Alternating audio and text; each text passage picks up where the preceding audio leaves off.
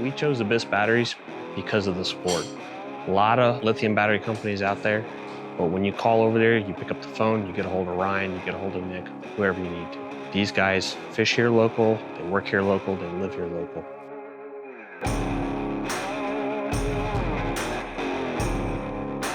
We're not only buying their battery, but we're buying their charger, their trays, all their components. That way it's a system built by them, supported by them. We're very excited to start installing the new Infinite system. The breakers included, all the wire cable ends, all the little tiny things like the boots to keep the water away, all the little lock nuts, the little IP67 waterproof connectors.